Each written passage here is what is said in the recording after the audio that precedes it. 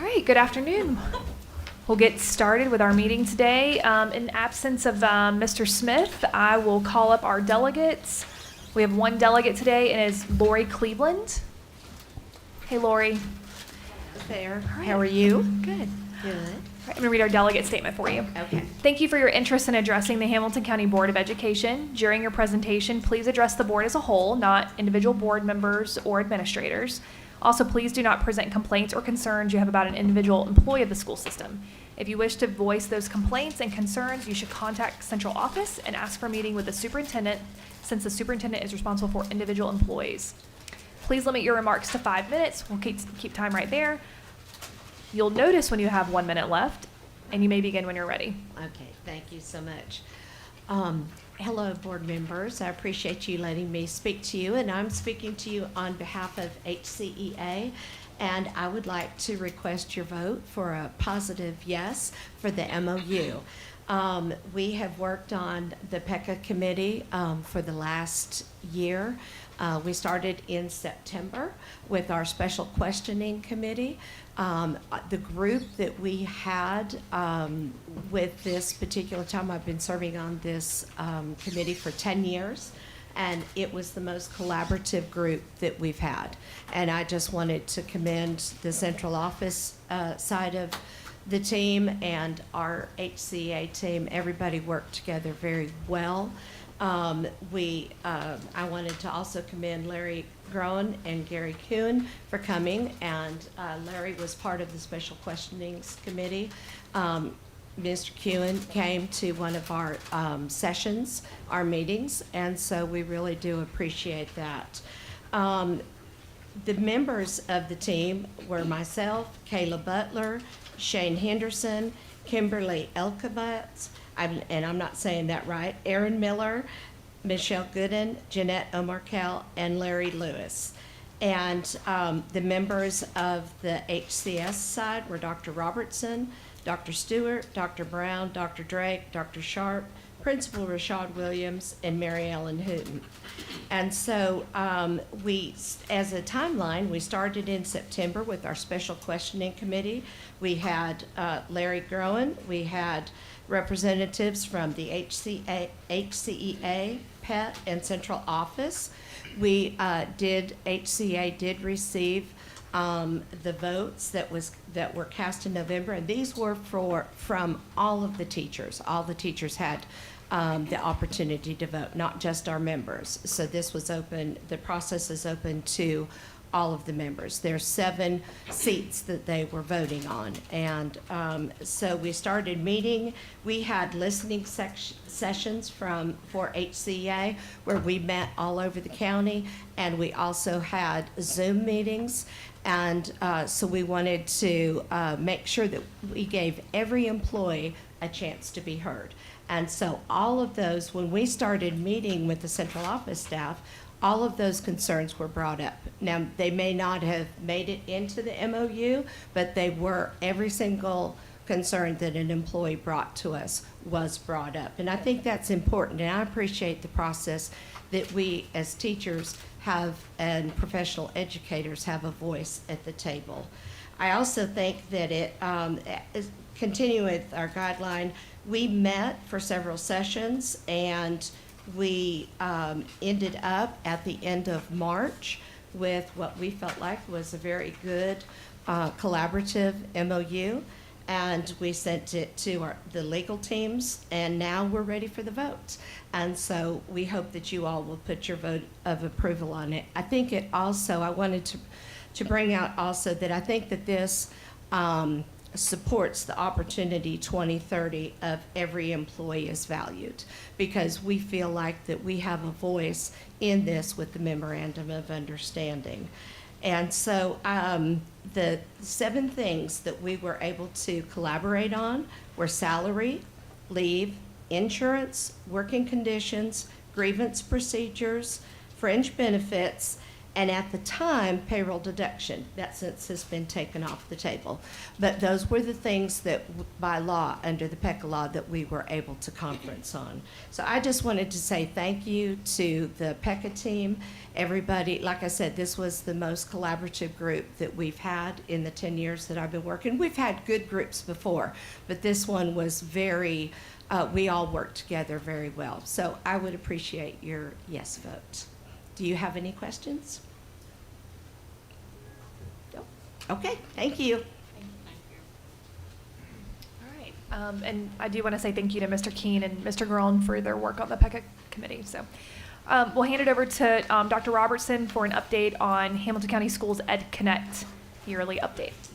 Thanks, Chairwoman Robinson. I'm going to ask Jeff Milner with the Enterprise Center and Evan Freeman with EPB to join me up here. I've got just a short intro about this. I want to point out you do have, along with the presentation, a quick fact sheet that kind of shows you some numbers by district of kids and families that were impacted. So this is the end of year 3 of HCS Ed Connect. Obviously, it's a partnership that's getting nationwide attention because of the forward thinking of our community and the partnerships between the public and private sectors.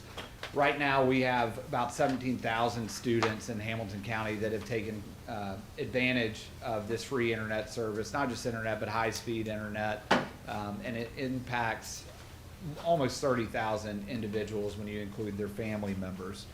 One thing that the sheet I gave you in this map illustrates, and I think it's really important for us to remember, that connection to high-speed internet, a lot of people think that this is simply an urban problem, but it's actually as much a rural problem as it is an urban problem. And so you can see by this map that kids across Hamilton County and the numbers that you have by your district show that this is a program that the entirety of Hamilton County is benefiting from. Before I turn it over to Jeff, I want to connect this to Opportunity 2030 when we talk about ready graduates. This is extremely important for them, not just staying in tune with the personalized learning and classroom experiences, but expanding to looking at their career opportunities, expanding for their families to use this as a resource, whether that's a parent that's taking online classes or searching for a job. And so it's a great opportunity that we've been a part of for the past 3 years, and hopefully we'll look forward to more. Again, this is a 10-year commitment, so a lot of work to be done going forward, but already in year 3 having a huge impact on Hamilton County. Jeff? Thank you so much, Superintendent. And thank you so much to the board for their investment. I want to be clear that we take that investment very seriously, that we take the investment in our students very seriously, and as part of that is a commitment to this ongoing evaluation, to making sure that, you know, we're doing the right things, we're asking the right questions, we're reaching the folks who need this. So we've been working alongside Boston College and the University of Tennessee at Chattanooga to conduct this ongoing evaluation. We are kind of multiple research methods. We are looking at big data sets, we're looking at the trends, we're looking at the impact on attendance, on grades, et cetera. Again, you know, some variation in those data sets over the last 3 years and the 3 years of this program in particular, but as I said, a 10-year commitment. So we're committed to learning along the way.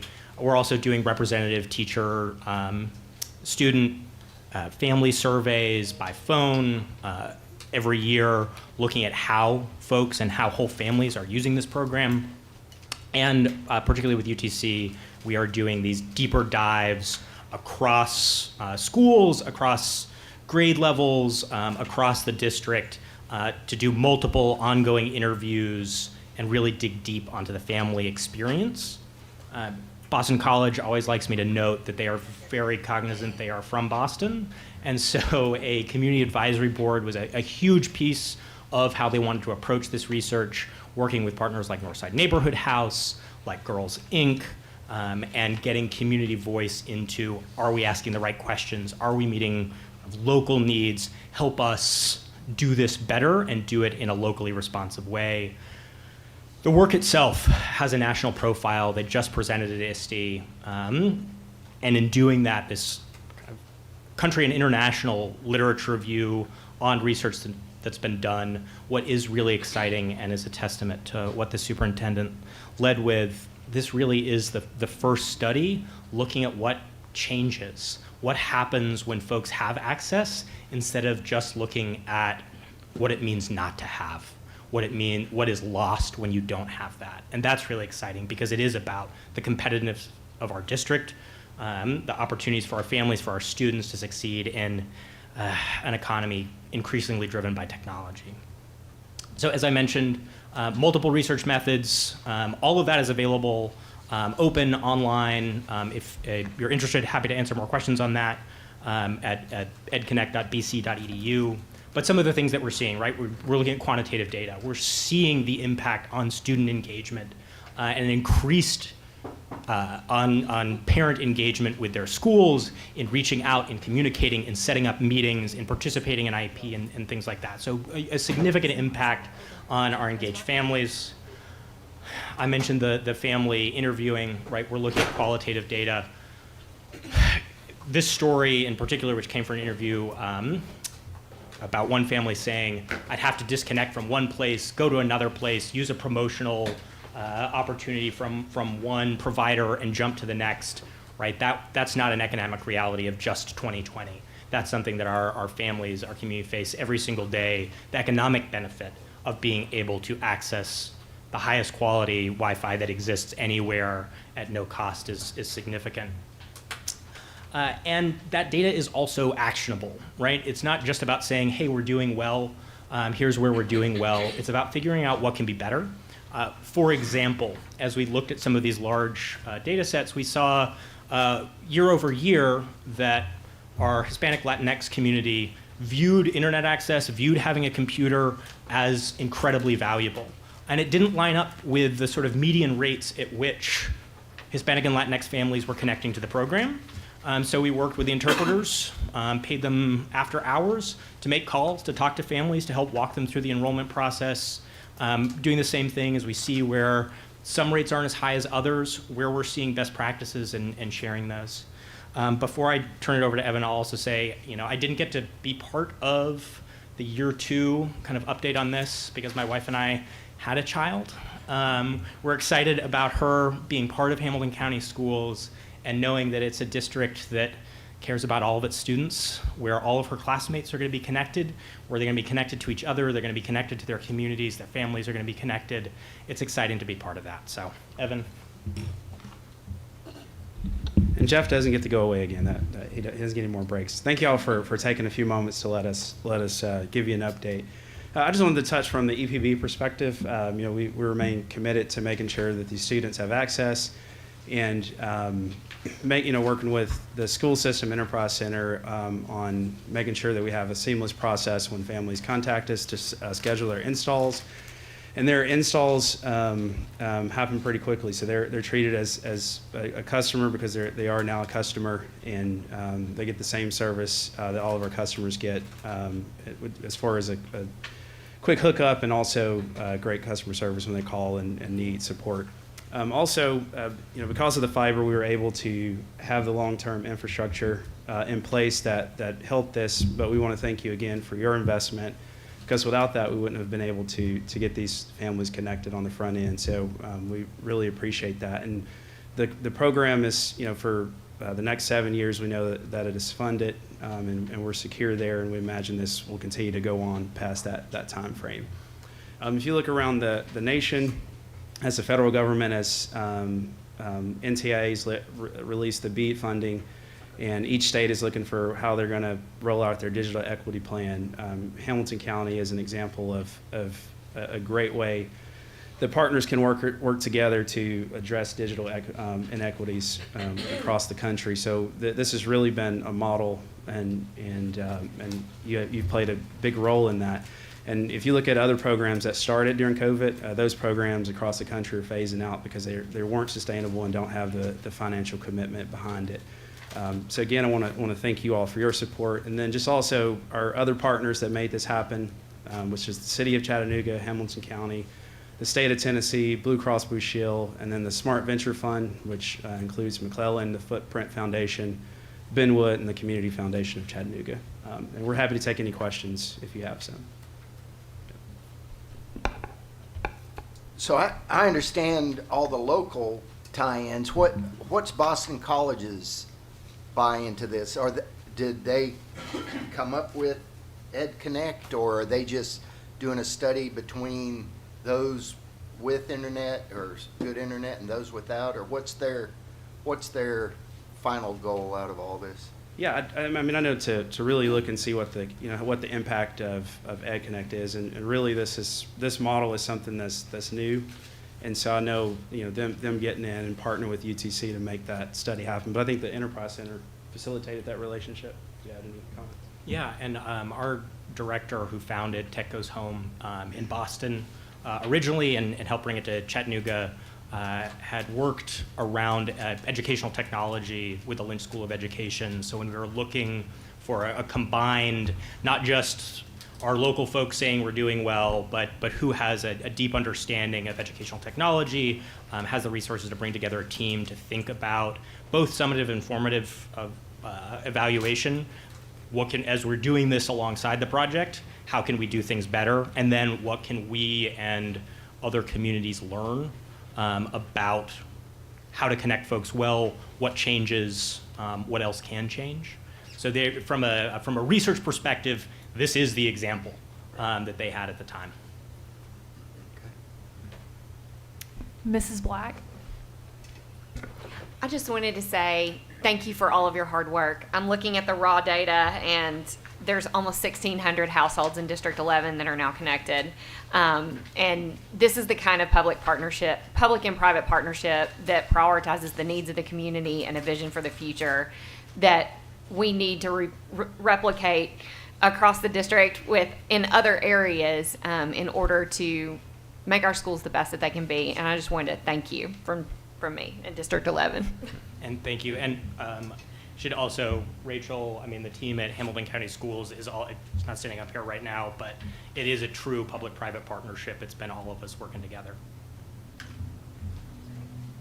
All right, any more questions or comments? Great. I also want to say thank you so much for being here and giving us an update. This is by far one of the best initiatives that we have been a part of to really further not only our district, but our community at large. So thank you so much for being our partners. Thank you all. Okay.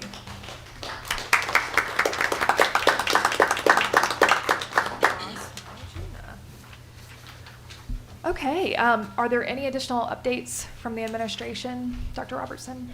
Okay, great. We'll move into our committee chair updates. If it's all right, I'd like to ask Mrs. Jones to kick off committee chair updates, as I know she has a facilities update for us. So this morning at 9, there was a big announcement about the recommendations from the the School Facilities Working Group. Recommendations were presented this morning to the community. Of course, there were the high points of those recommendations were mentioned in the press conference with Mayor Wamp, Dr. Robertson, myself, Lee Helton. I was going to say Dr. Robinson, Tiffany, Mrs. Robinson, and of course the members of the board were there and members of the county commission were there, alongside with the administration from the schools that were mentioned in the report and several other community supports and Hamilton County school staff and faculty. So with that being said, we made the announcement, and I did announce at that time in giving my remarks that we would that I would tonight discuss next steps for what that looks like for us as a facilities committee. And so we will begin to host meetings. The initial meeting, and I work y'all, so I did not have time to set a date today. Everybody else running behind, but I will send an email this evening to my committee to see what day will be available. Our initial meeting will be a facilities committee meeting. And then from there, we will discuss how we plan to then have conversations in the community and with our community about the recommendations and what is being presented to us. We will then take all the information that we receive back from the community, students, taxpayers, parents, administration, teachers, and come back and have further discussions about that and decide at that time what will be our recommendations to this board, this body. And from there, we will talk in this body. My desire would be that we would talk in this body about what our recommendations or what our desire would be in a plan. And we, of course, we would share that with the county commission and work alongside with them to come up with a final plan. So we do want to make sure that people understand that these are recommendations from this working group, from that working group that was compiled under Mayor Wamp and Dr. Robertson to get some recommendations made. But this is not a final decision. These are recommendations. We will talk about these, like I said, as a committee, make recommendations to our peers here and go forth with that. But we will be taking community voice and community input because we do feel that that is very important. I say we, speaking on behalf of our committee, but I am very adamant about having community input on this because if everybody loves what's in here, great. If everybody doesn't, we gotta talk about it. If everybody has some other suggestions, we gotta talk about that too, right? So it's pretty sure it's not going to be fun times all the time, but we will be having an upcoming meeting for facilities. So facilities committee members, please, and board, if you'd like to be more active on the facilities committee, we welcome you. But I will be sending out a doodle poll tonight with some prospective dates for us to vote upon, and whatever that date is, I'll make sure to get that clear with Dr. Robertson and Dr. Stewart's calendar, Sherry, and they'll work all of that out with Shirley, them, Steve, and get it to the media to let people know, and the community will be aware of that. So that's my report. Finally, Marco. Thank you very much. No, you need to be thanking Mayor Wamp. Thank you, Dr. Everybody involved. Mr. Keene. And kind of echoing that, the community, just so there's not great concerns, the community has the opportunity to have a say in all this. It's proposals, not a plan at this time. So that's one thing they need to kind of keep in mind, that, you know, this is out there. And I really like the idea of going to, from what I heard, going to go to each of the districts and have a facility meeting at each district, so every district has an opportunity to hear and question what's going on. So, Great. Mrs. Thurman? Yes, I'm excited about a Saudi Daisy Medal. Whoop, whoop. I'm just so glad that's finally happening. But I just want the Saudi Daisy community to know that we will be having some meetings up there, a lot to be discussed about what's going on there. Just lots of different options. And these options were presented to us by the working group from the county commission. We haven't met on that yet. Right. So I haven't had an opportunity to voice my opinion, but I will take that when time comes. But so everybody just be listening for the dates for that. Great. Any additional comments on facilities? Okay, excellent. Dr. Wingate, will you give us a policy committee update? Sure. So we just met last week because we had some first read policies that needed to go into effect for tonight's meeting. Policy work's going on all summer, and we'll continue to try to keep a pretty regular cadence on meeting around policies as they arise, and try to make sure that Mrs. Moody and her staff did a great job of getting those to me early, and then we're able to also, with Ms. Ford's help, get those to you all, so you got a chance to see what's coming up for review, and then have the opportunity to meet and talk about those things. So just keep moving along. Great. Thank you so much for all of your work on that. Mr. Connor, will you give us a legislation representative update, if there is one? Actually, the only update is to let everybody know that there is a special session of the Tennessee General Assembly that will be convened on the 21st of August. So if there's anything pertaining to the schools, education, what have you, I will gladly talk about it next month. Good deal. And am I missing committees? Marco, do you have a committee? Yeah. What is the committee of Marco Perez? Please Finance. go on. It The is- HR it's- committee. It's the committee of Marco The Perez. committee.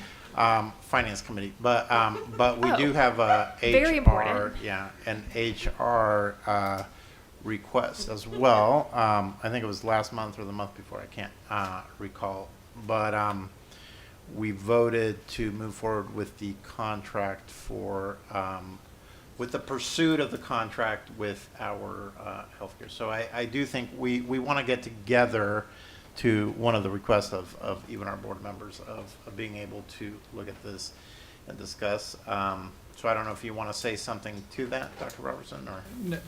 I just echo, we do want to have a discussion, as we talked about in the budget season, specifically around benefits and what that looks like from, pharmacy to healthcare.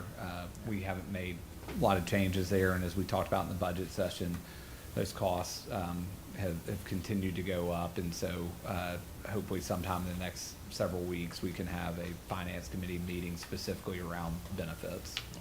I will always say, because I'm going to take advantage of that, because part of it is the encouragement of all of our staff to use the services that are made available to you. And as we continue to increase, I think in some of those, like prescription medications, and so we're at about 40% is what I heard. But if we can grow further, that presents a savings in many ways to our schools and to our system, and to all of you, especially because it's a two-way savings, because many of our staff, when they discover these services, discover that medicines that they were paying for are, many of them, I won't say all of them, are free or at a significantly reduced price from what they've been paying in the past. And it seems sometimes that some people aren't aware, and now we're even delivering at home. I don't know if all the medications, I'm sure there's some that probably still require some personal appearance, but we're doing everything as a system to be able to make that accessible. Again, at an incredibly reduced price, if not free. I've gone and picked up medications for my family absolutely free. And that actually saves us as a system, but it especially saves you as employees, and then those who are using our one-to-one healthcare services also, I believe, can speak to the great value. I know I can personally. The great value of getting labs, getting services, making sure, and that, again, also saves us money, but it's, I'm not always going to say at no cost, just in case I'm wrong, but so far I've never paid a penny for anything I've gone to get taken care of. So, so all of that, prices are going up around medicine for everybody. We are trying to keep as much available to our staff and to our teams as possible. So we'll have discussions about that moving forward. Thank you. Mrs. Jones? Oh, I just wanted to echo, I had not been using the one-to-one pharmacy. Prince Paul, Marco, you owe me. FYI, Marco hasn't been asleep for 2 days, okay? He's a little wired up. But nevertheless, I had not been using the services. However, traveling for work and school board with Dr. Robertson, he introduced me to the pharmacist right here at our local, at the Hickory Valley location. And it intrigued me to come by and take a look. So my little boy turned 4 on June 3rd, and I had a cherry on my leg at the jump park and tried to treat it myself, and it really didn't work out well. So that Monday morning, I show up over here, and they saved my life before I have to be at work at 9 o'clock. And everything I needed from the Silverdine, everything, I left there with everything I needed and healed up and ready to go. And since that time, we have been using them for over-the-counter and prescription medications, even at the very, wire of time, 5:45, they're calling in something, and they have it. And if they don't have it here, they're sending us to the Hickson location to get it, and everybody's so very nice and friendly. And I, yet to today, picking up prescription, I've yet to pay for anything there. So I do want to encourage you all, if you don't already use it, to try it. I was a Walgreens girl. That's all I've ever been. But now I'm not. Now I'm a HCS pharmacy girl. And it's working for my son and my benefit. So just wanted to share that if you haven't tried it, because they've been helpful on both the clinic side and on the pharmacy side. And to get medicines that Walgreens does not have. They have it. So I want to share that. Great.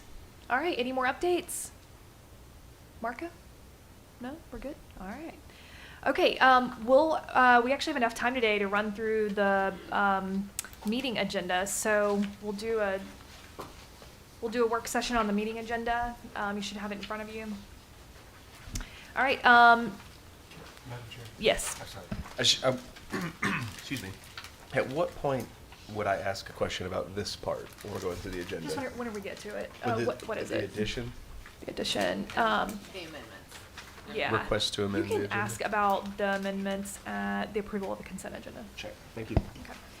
Okay, tonight's flag and meditation is by Dr. Sarah Lane, principal of Best T. Shepherd. We'll have the recognition of Tennessee Skills USC Competition State Gold Medal recipients, recognition of 2023 state champions by our district athletic director. Then we move through board member disclaimer statement, and then moving into the approval of the consent agenda. Does anybody have items on the consent agenda they want to go ahead and discuss? I just have a question about it. Yep. Go ahead and light up if you've got something. I've only got 2 people right now. Okay. Go ahead, Mr. Connor. So looking at the request to amend agenda, 2 sheets of paper, at the very bottom of it, it says all policies were updated to have consent wording of his, her, or he, she. I thought that we left the last meeting of just changing everything to their, was just the easier way to do that. Did we not decide that last meeting, or Was that a policy committee meeting? was that at the policy? Okay. I think we charged the administration with consistent language. Okay. So I just making sure I felt like we left it saying to put there in there, but did we just decide that we're gonna try to do everything the same way, or? I may have misunderstood. I understood it to be consistent, and so since all of the other ones that we've had are his, her, Okay. she, he, that's what we went with. Okay. Okay. Mrs. Robinson, is your question about this topic? Yes. Okay, I please was go just ahead. gonna say, Yep. is there plural or singular? Instead of the? I can answer that. The reason that I made this suggestion at the policy committee meeting to use there is because it is the most up-to-date language that is being used. And also, there has always been a way to, using the word there has always been a grammatically correct way to identify a singular person whose gender is unknown. So, like, someone left their cell phone here. I wonder if they've realized that it is missing. I hope it's not an inconvenience to them to come back and get it. We don't speak. Someone has left his or her cell phone. That's not the way we talk. And I think all of us have sometimes forget that we use it in the singular, but it has always been grammatically correct in the singular. Oh, I agree that it is an easier read to choose that. Thank you. Okay. Yeah, I mean, if we want to discuss any type of changes, like this is the time to do it. So let's just go ahead and keep dialoguing about this. Does anyone else have comments on that specific amendment? I mean, does it? Just other than, I agree with Jill. That's the way we talk. That's the way we should write it. Okay. Everybody Can I is make- a he or a she. Everybody. They may be confused about it, but everybody is either a he or a she. I do think We that Jill. don't, well, okay, it doesn't really make any difference. I mean, there may be some, as a friend of mine calls it, confusement about it, but you're either a he or a she, and that's what's in all of our other policies, and I think we just need to stick with the language that we have. Just inside. I'm sorry, I think Jill gave a really good description and explained exactly why we should. That's where I'll leave it. If we want to do it the way that it's not, that's fine too. I don't know if we have to vote on it or if we.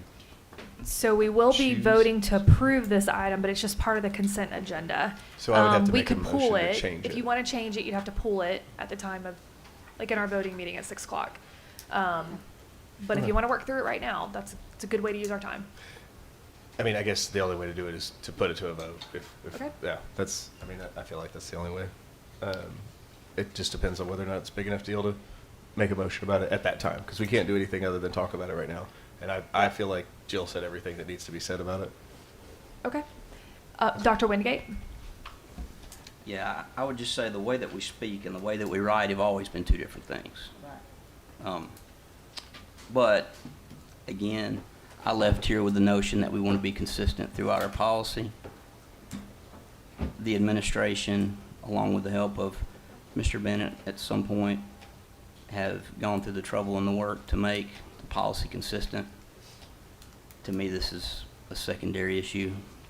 I mean, the primary issue is to make the policy consistent. That's what we've done. my opinion as the policy chair, I don't want to be more burdensome to our administration to go back and edit policy again. So that's my opinion. Thank you. Okay, Mrs. Thurman. Yes, there are actually three things here that I want to talk about. One is 7C1B, the field trip to Paris. The second one is 7D1, bids and contract, the pack back. And the third one is 7E1D, policy 4.403, reconsideration of instructional materials. Those are just three I would like to. Sir, will you say this three again? I'm sorry. Okay, and one of them is a 7C1B, field trips, the one to Paris, CSAS,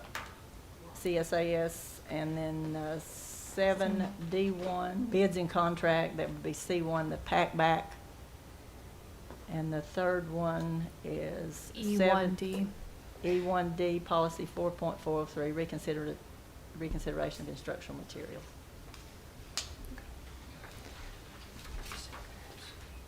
Do you want to start with the field trip, Mrs. Thurman?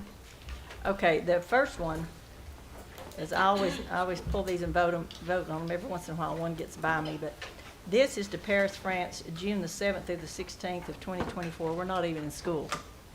I feel like if these students want to go on a trip, I don't think we should have to approve this trip. They should be able to go if they want to go, and I don't think we should have any responsibility whatsoever for this trip. I don't know why we have to approve it. It's like a flashback to years ago. We Oh, haven't yeah, had one of these since we've had, 2020. yeah, and I personally don't like our schools going out of the country.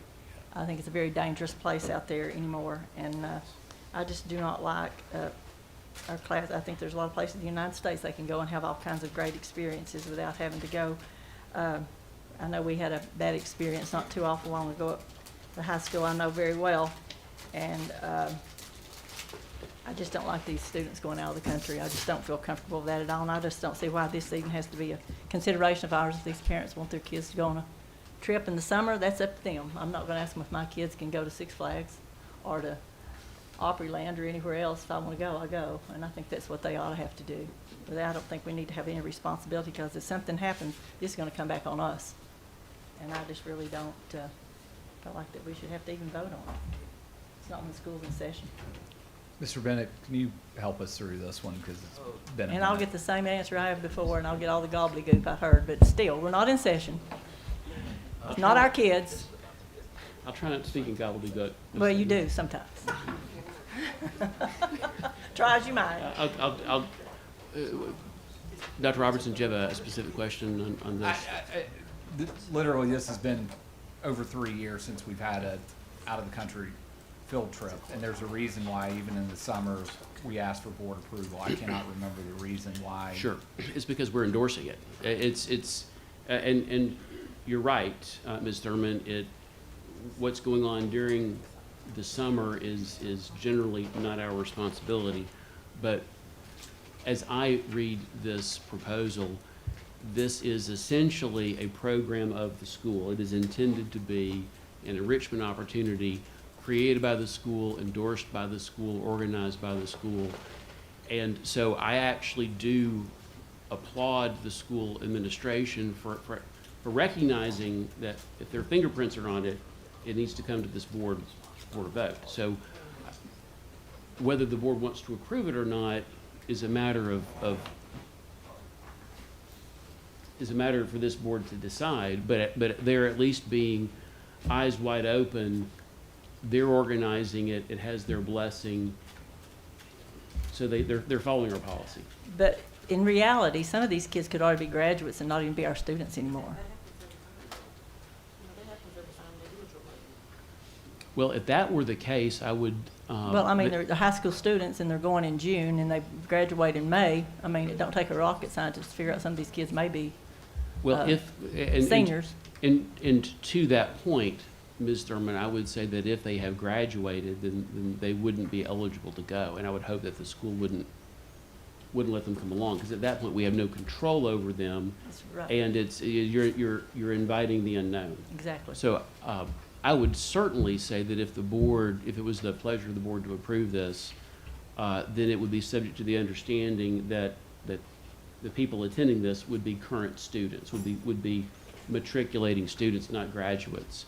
And again, your point's well taken. It's a summer trip. It's out of the country. This board has not had to review these things for a very long time. But I do want to acknowledge that the school has done this right by bringing it to you, because it is clearly a program of the school. Thank you.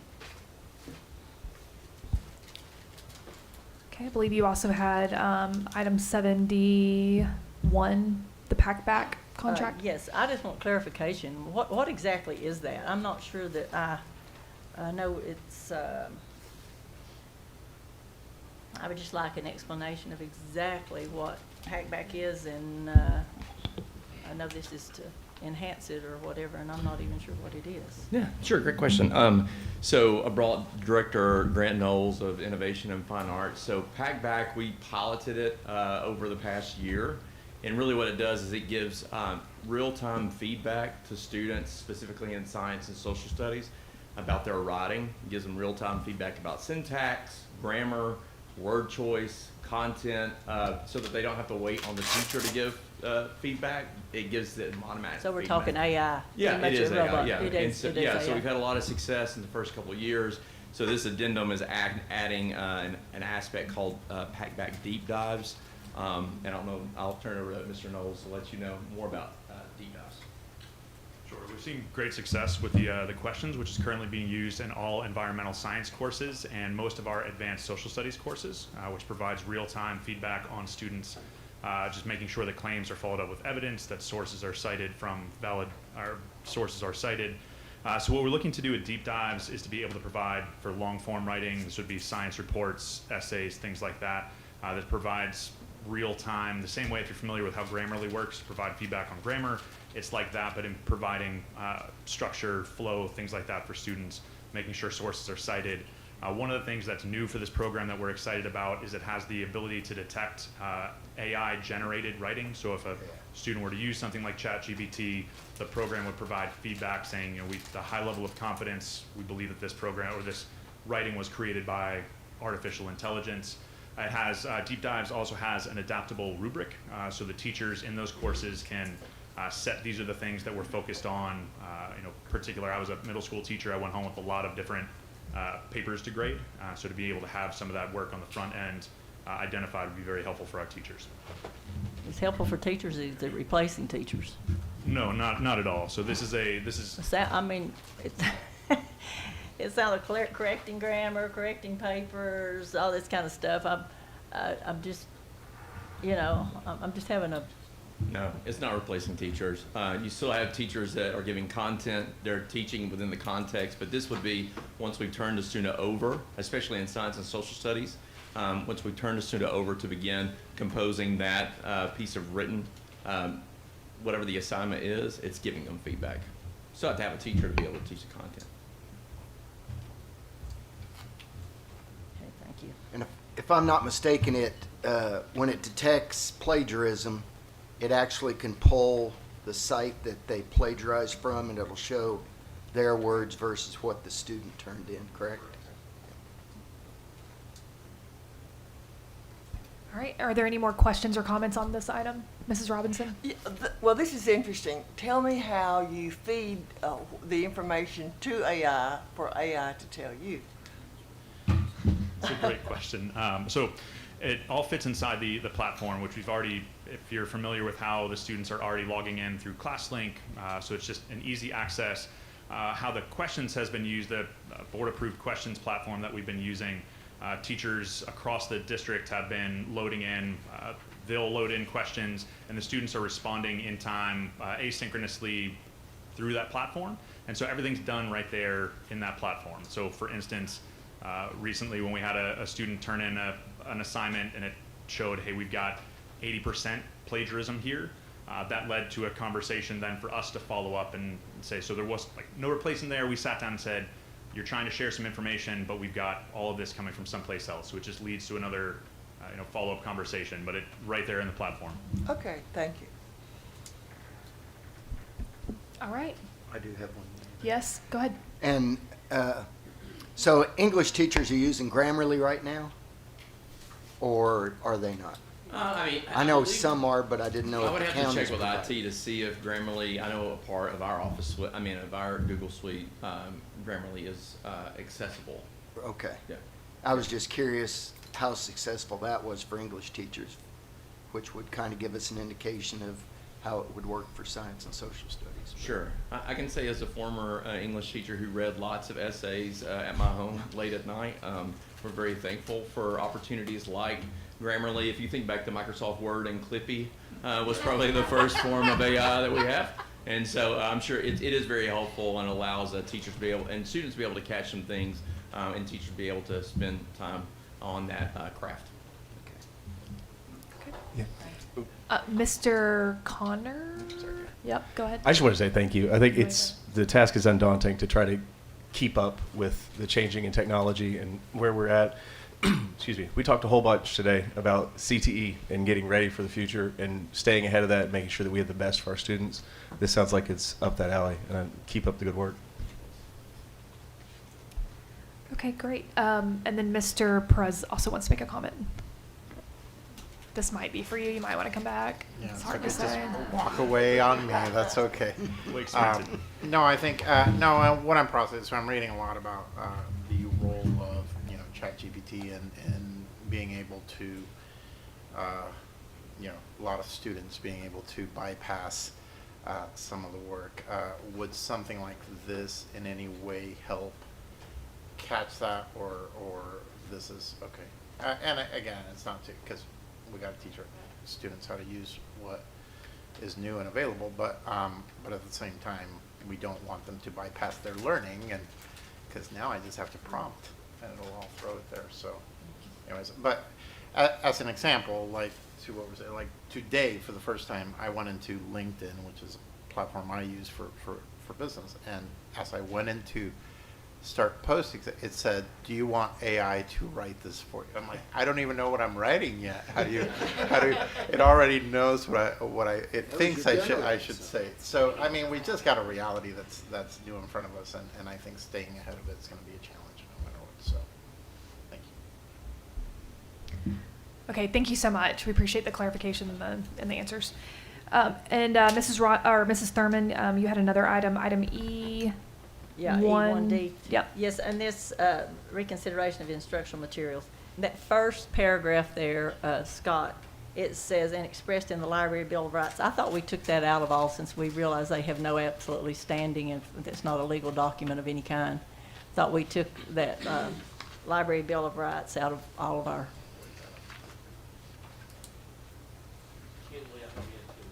Okay. Okay, so I think that's something that needs to be stricken from that.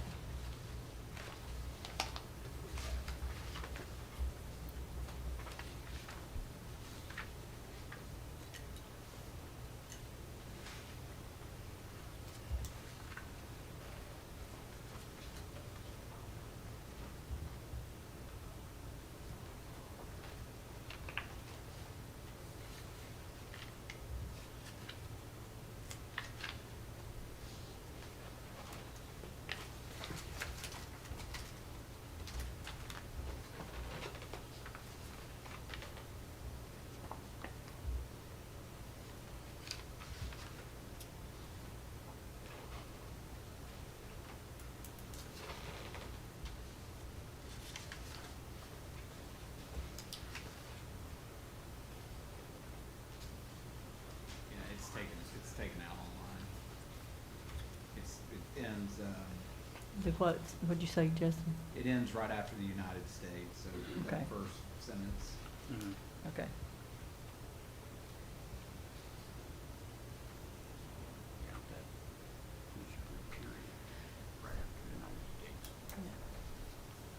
So do we need to make a edit? Like, do we have it pulled? Pull this. Okay. Pull it Mrs. and then. Pull it and then fix it. Yeah, Mrs. Thurman, do you mind to maybe No, pull it? that's- Okay, Just pull it when we get to there. perfect. Okay, great. Okay, we've already covered field trips, chief financial officer items. Did anyone have anything else on the board policies, the first and final readings? I think we hit all those when All we right. had our policy meeting. Okay, I actually did have one question on the board on board policy 1.400 school board meetings. It states that the board meetings will start at 6 p.m. We have actually, the number of years I've been on this board, we've actually fluctuated our start time a few times. Just wondered, is it worthwhile not putting the start time in that policy? I'm probably not going to pull this and request it to be changed personally, but I just wonder if it's worth considering not putting a start time. Generally speaking, generally speaking, you want to have a public notice of when your meetings are going to start. It's one of those things that the Tennessee Open Meetings Act generally expects you to do, and either you do it in your policy manual so that the public knows when to be here, or you constantly have to update it on your webpage. Mm-hmm. You could do it either way, but generally speaking, my advice is you put it in your policy manual. Okay, so then if we change our start time again, let's just say that we decide to do that, do we need to update the policy You whenever would we do need to that? update your Okay, policy because I don't think maybe. we've done that before, so. I am also very excited about the ability to now call in 3 times a year to our board meeting. And I will be exercising that right over the next year. No, I'm just kidding.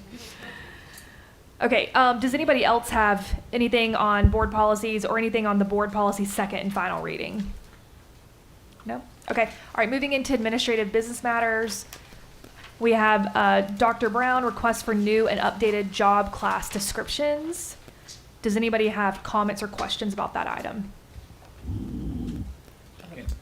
Can I make? Yes, absolutely. Yeah. So the first one that you see there, the coordinator of 9th grade, if you remember a few months ago, we brought a request to enter into a partnership with Stand for Children around 9th grade success. We had a lot of discussion on the board, decided to go a separate way, and that evening we discussed the ability of doing this internal. This is essentially us pivoting from that request a few months ago around 9th grade success and partnering with that outside organization of us bringing in the house and doing it ourselves. So that's the context for that first position. Yes, please go ahead. Is there a change in salary? Is there a change in? It's a new position, so. It's a new position, a whole Yes, new ma'am. position. So it essentially would be taking the funds that we were requesting to use for that partnership and investing that instead of this person that would own the work internally. And how many positions is this? One, Just one? yes.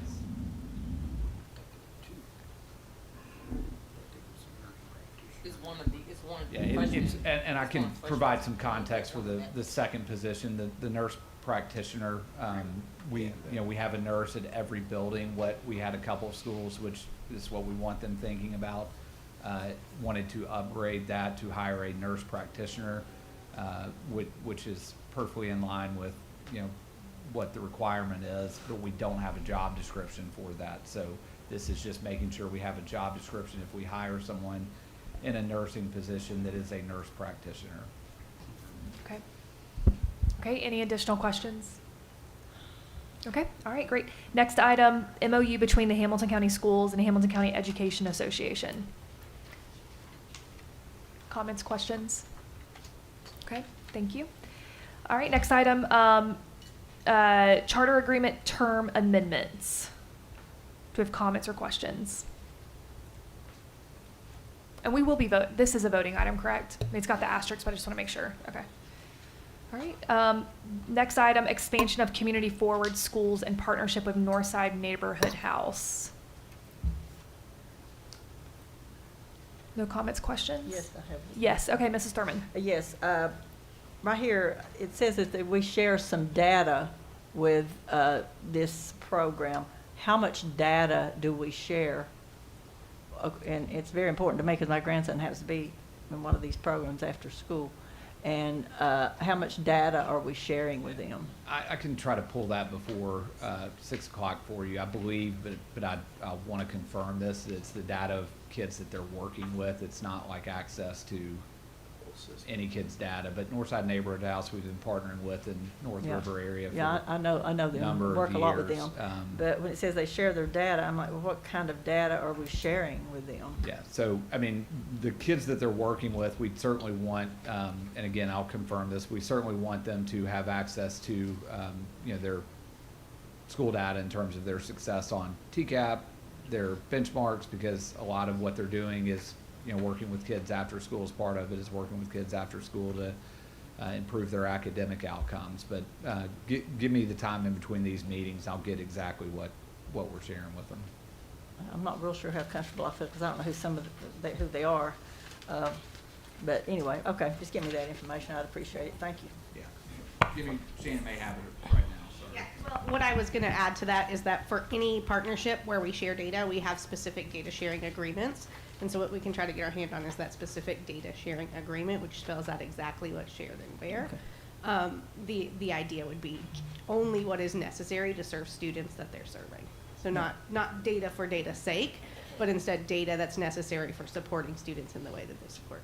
Okay, I'd like to see that, thank you. Yes, absolutely. All right, thank you. Board matters, renaming of Sell Creek football field, and this will require a vote. Do we have any comments or questions? Didn't know if Mrs. Thurman wanted to make a comment. Yeah, I'm just excited to see this happen. Ron Cox is a great guy. They tried to keep this a secret, but they couldn't. Well, stuff like that. Sometimes you can keep it anonymous, but I think somebody already put it out there, so everybody already knows. Ron Cox worked himself to death on that football field, and so it's much deserved. He's a great guy. That's wonderful. And you do have a document in your packet regarding this as well, so if you need additional information, it should be on your desk. Okay, it's not on the agenda, but I do plan to bring up the plans for the superintendent evaluation. So Sherry and I will talk whenever we break, and then I'll have more information for you about that before we adjourn. And then legal services report, events and announcement, and that's the end of our agenda. So, all right, if no one has any other questions or comments, I'm going to suggest that we take a 30-minute break. I'd like to ask one thing. Absolutely. So tell me what the TSIS is standing for right now. What does TSIS stand for? TISA? Like as in like the state, TIS? TSIS. The funding body? TSIS. TSIS? That Where do you see the that? training that the administrators are. Shannon knows what he's talking No, I about. thought he was asking TISA, and I was No. already. Girl, you ain't ready. The training that the administrators are going through right now, 4-day training. This is the MDS. TCIS, which is Therapeutic Crisis Intervention for Schools. And Okay. so it's a 4-day training that replaces CPI, which is what we've used. Which was a half-a-day training. Correct. Well, hold on. Well, I mean, yeah, it was I'll not clarify half a day, that but it was because much shorter. It is, in Hamilton County, it was half day. When I went through CPI training in Shelby County, it was 4 days of training. So Say again now. when I went through CPI training in Shelby County, it was 4 days. Okay. We had condensed it, and that's a problem. And so Okay. it was condensed half day, but a true CPI training is not half day. All right. I was just curious how it went from a half a day to 4 days. Since it went Never. to where it's supposed to be in the beginning. Which means we was lacking. Thank you for answering that and I clarifying. thought you said TSIT. No, we did too. We all did. TSIS. That's what the administrators have been calling it, so. It's TCI. Okay. All right. Well, if there's nothing else, then we'll take a break, everyone. Okay? We'll come back in 30 minutes.